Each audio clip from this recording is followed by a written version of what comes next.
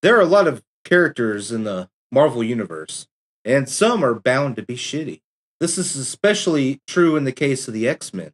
Today, I would like to talk about Dazzler, aka Alison Blair. Dazzler was created in the early 1980s, originally as a virtual pop artist, kind of like the gorillas we have today, only suckier.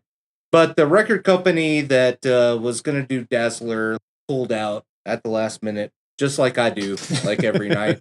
And so we just have Dazzler the X Man. Dazzler's basically a walking disco ball with like an EQ built in. So she can like shoot out lasers and lights to the frequency of the music that she was going to do if the record company didn't go, wow, this is a cocaine gym idea. We're going to pull out and not do this shit.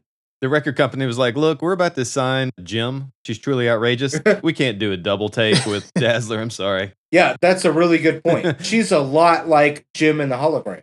Yeah.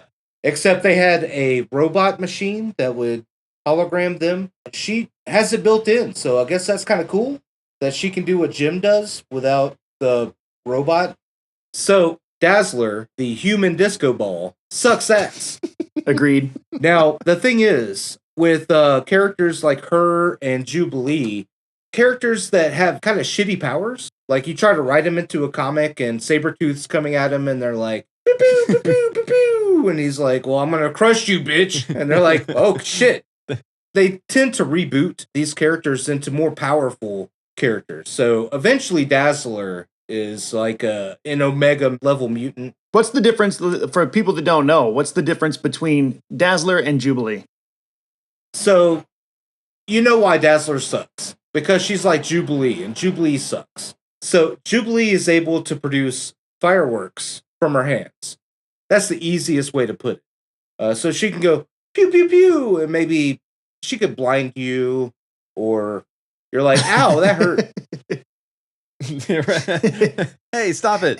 Stop it. I'm trying to focus over here. That's really annoying. Quit it. So, Dazzler would have light effects. So same effect, like, oh, I'm blind, or ooh, stop doing that. And so in the comics, right, in the last issue that I saw, Dazzler in the comics is generally portrayed as being like an 18-year-old. Cut to the future, she's like a burnout roadie for like the Black Crows. And she's like backstage and they're like, all right, Dazzler, you're up. Get out here and fucking get this light show going. And she's like, God damn it. All right. And she does like a big line of cocaine. She's like, hold on, I got to put my pants back on first. Hold on. Yeah. Hold on, guys. Hey, everybody, it's Dazzler. I'm ready to dazzle you. And then she comes out. You know, you hear like a guitar chord and then she just like starts shooting some lights. But at this point, like she's really over it. So it's like a really shitty light show and people start booing.